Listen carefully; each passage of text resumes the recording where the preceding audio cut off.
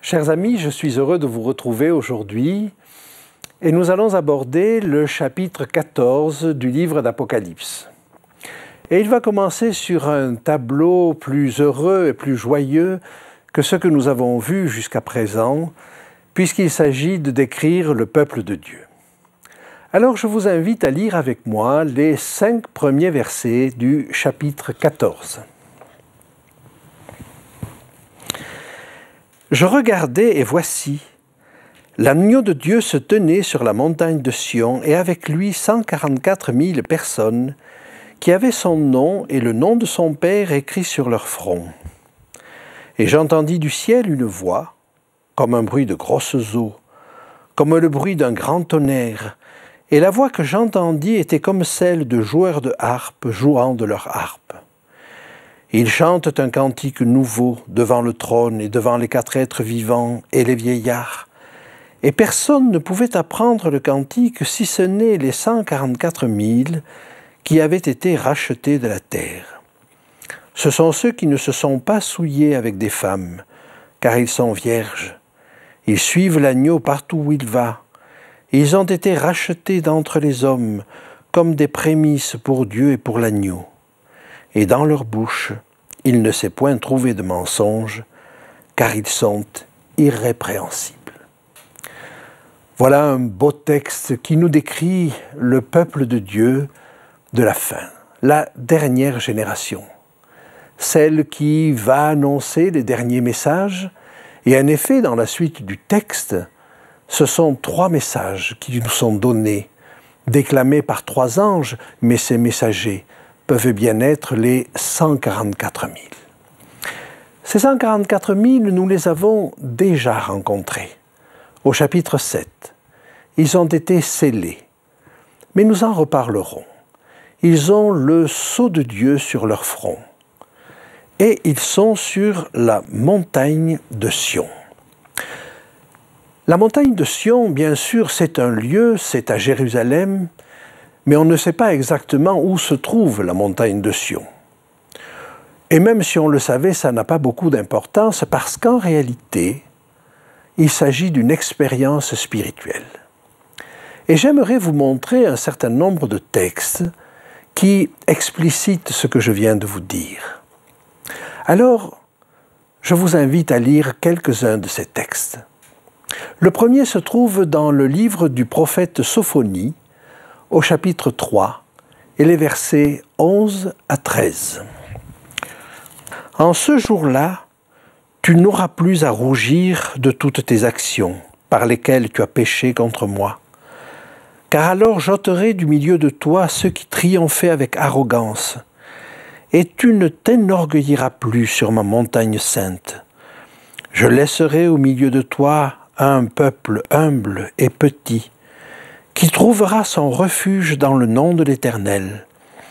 Les restes d'Israël ne commettront point d'iniquité, et ils ne diront point de mensonge, et il ne se trouvera pas dans leur bouche une langue trompeuse, mais ils paîtront et se reposeront, et personne ne les troublera. » Voilà donc un texte intéressant qui nous montre le peuple de Dieu dans différentes situations, mais toujours dans la situation de suivre Dieu, de donner gloire à Dieu. Et on pourrait appliquer les différentes caractéristiques qui nous sont données dans ce texte à ce peuple de la dernière génération. Alors je vous invite à lire maintenant un autre texte. Et pour cela, nous allons aller chez le prophète Ésaïe, au chapitre 4. En ce temps-là, le germe de l'Éternel aura de la magnificence et de la gloire.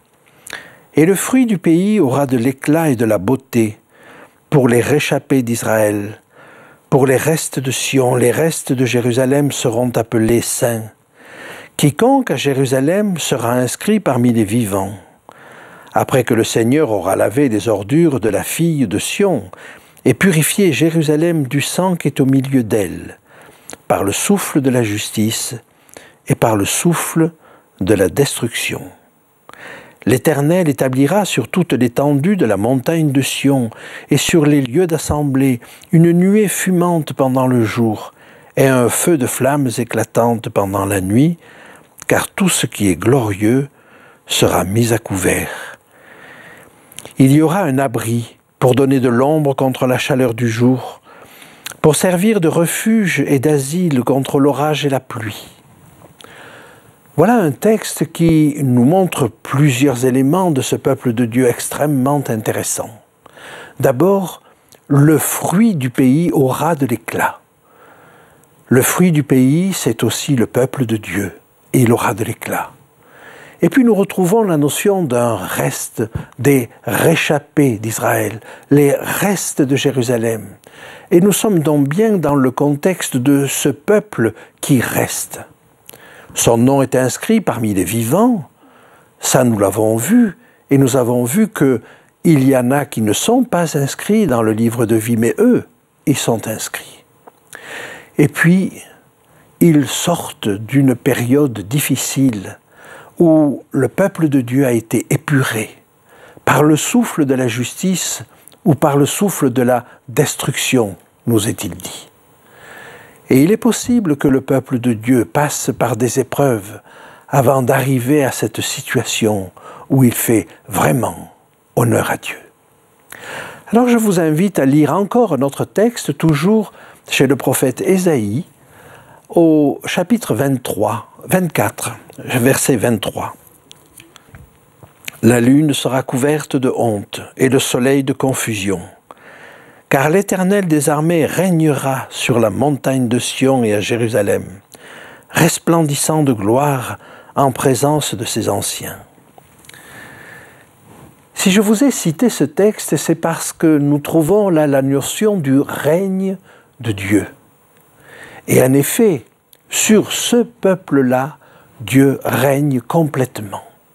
Il n'y a pas d'arrière-pensée, il n'y a pas de doute, il n'y a rien de tel qui puisse altérer en quoi que ce soit la relation qu'ils ont avec leur Dieu. Dieu règne complètement sur eux.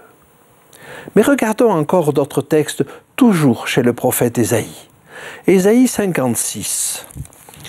Le verset 7. « Je les amènerai sur ma montagne sainte et je les réjouirai dans ma maison de prière. Leurs holocaustes et leurs sacrifices seront agréés sur mon autel, car ma maison sera appelée une maison de prière pour tous les peuples. Le Seigneur l'Éternel parle, lui qui rassemble les exilés d'Israël. Je réunirai d'autres peuples à lui, aux siens déjà rassemblés. » Là, l'idée qui se présente dans ce texte, c'est que, agglutinés autour du peuple de Dieu, d'autres peuples sont là. Et sur la montagne de Sion, il y a le temple, la maison de l'Éternel, mais c'est une maison de prière pour tous les peuples. Ainsi, nous avons de ce peuple-là une idée beaucoup plus vaste. C'est un peuple réduit, un reste, mais il est fait de toutes les nations qui sont à la surface de la terre. Et de plus, c'est un peuple de prière. Et il faut comprendre que la prière est absolument indispensable. Elle le sera davantage encore maintenant, mais dans notre vie de chaque jour, elle est indispensable. Lisons maintenant, si vous voulez bien, encore un texte chez le prophète Ésaïe, mais au chapitre 40, un petit peu avant. Monte sur une haute montagne, Sion, pour publier la bonne nouvelle. Élève avec force ta voix, Jérusalem, pour publier la bonne nouvelle. Élève ta voix, ne crains point. Dis aux villes de Juda, voici votre Dieu. Voici le Seigneur l'Éternel vient avec puissance, et de son bras il commande. Voici le salaire est avec lui, et les rétributions le précèdent. On croirait un texte du Nouveau Testament. Ce peuple qui est là sur la montagne, il est là pour prêcher le retour de Dieu, le retour de Jésus. Il annonce la venue de Dieu. Élève ta voix, ne crains point. Dis aux villes de Juda, voici votre Dieu. Ce peuple des 144 000 est là pour annoncer le retour imminent de Jésus. Vous voyez, à travers ces textes qui nous parlent tous de la montagne de Sion, on a une idée de ce qu'est, de ce que sera l'expérience du peuple de Dieu à la fin des temps. D'autres prophètes ont aussi parlé de la montagne de Sion et ont parlé de ce peuple rassemblé sur la montagne de Sion. C'est vraiment une expérience d'intimité avec Dieu.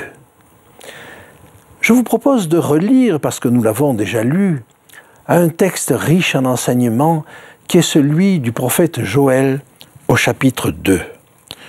Joël au chapitre 2.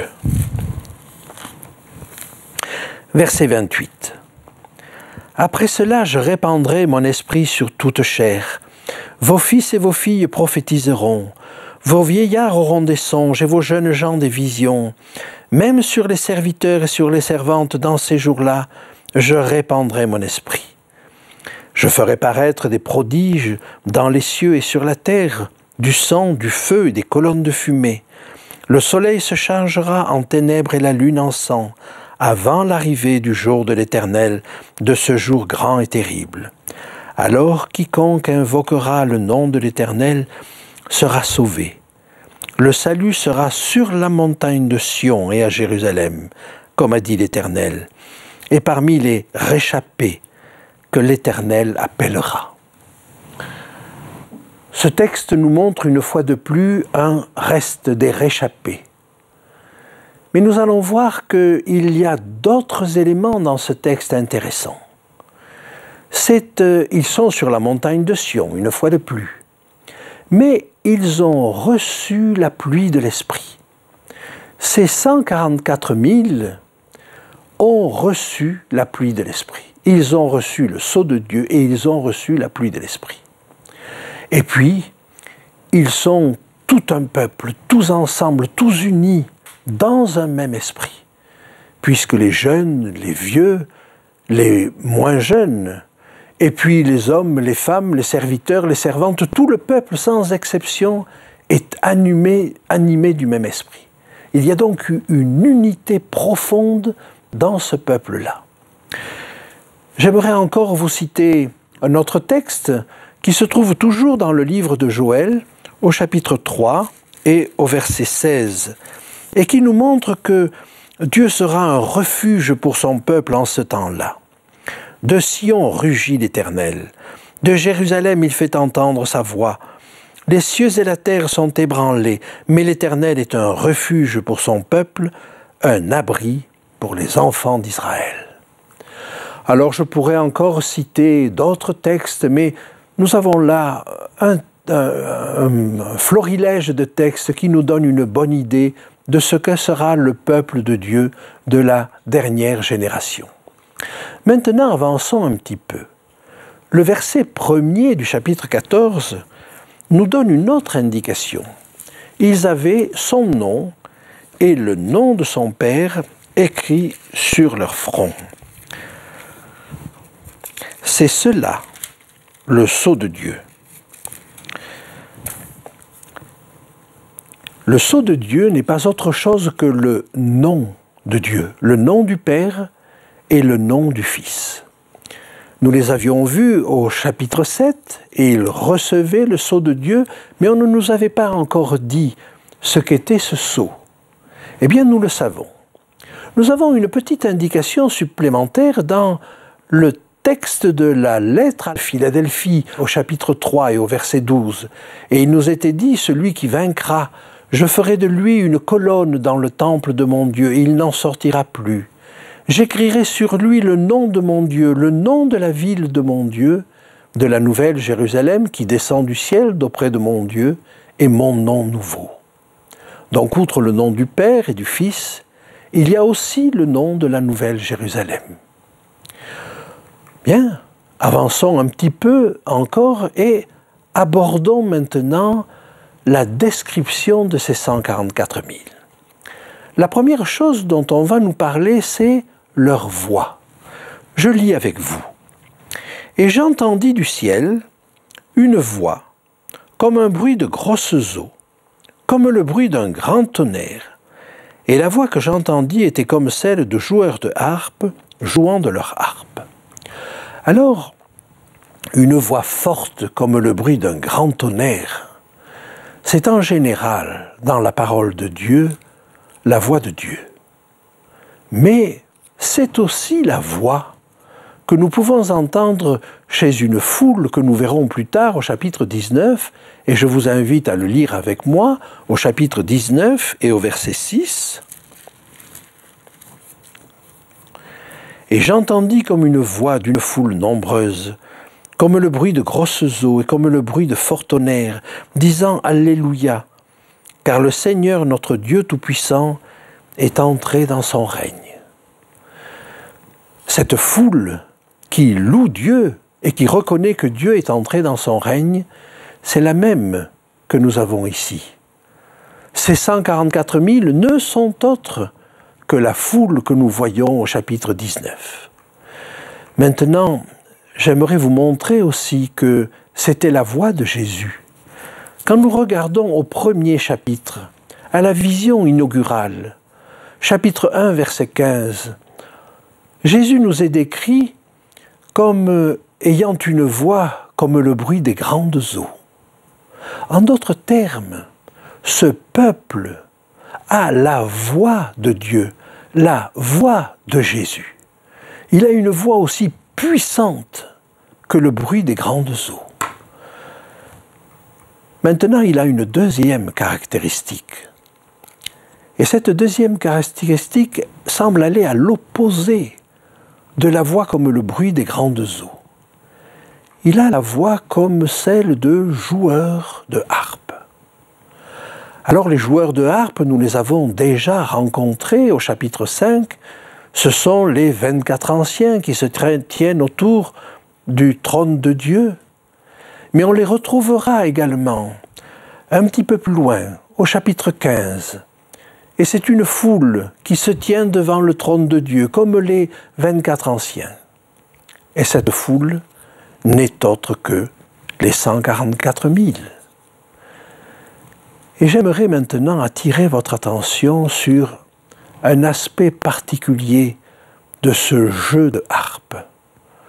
Le jeu de la harpe est particulièrement doux et mélodieux.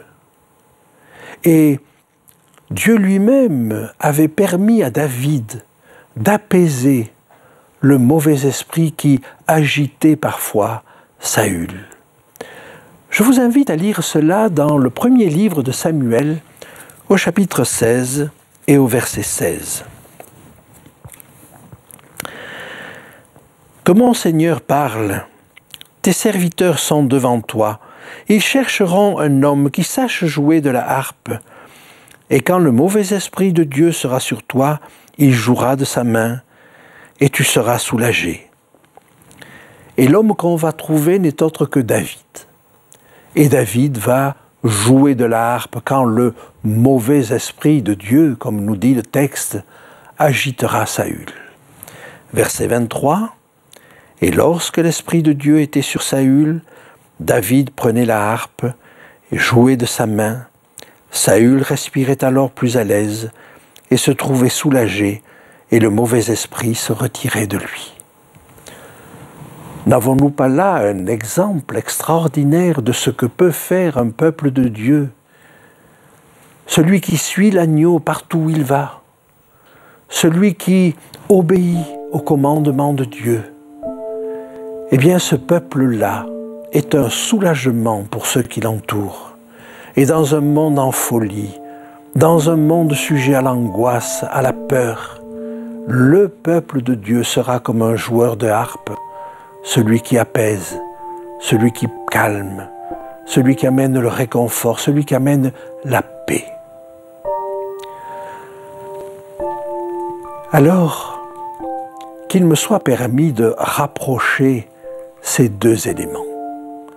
D'un côté, ce peuple a une voix forte, une voix puissante, comme le bruit des grandes eaux, une voix comme la voix du Tout-Puissant, une voix comme la voix de Jésus, le message qu'il va donner a une puissance inégalée, et la gloire, sa gloire, la gloire du message, la gloire de Dieu, illuminera par lui toute la terre. Mais en même temps, sa voix est douce, harmonieuse, calme, posée, rassurante, comme peut l'être le jeu de la harpe. Mes amis, quand le peuple de Dieu aura à la fois cette force, cette puissance, mais en même temps cette douceur, ce calme, alors je crois que le peuple de Dieu sera dans la situation des 144 000. Nous n'y sommes pas encore. Cela nous paraît peut-être impensable. Mais Dieu nous le dit, et je crois que ce sera possible. Voulons-nous viser à cela? Un message puissant, fort, mais une attitude et un message rassurant. C'est ce que je vous propose de vivre, c'est ce que Dieu nous propose de vivre dans ces derniers temps.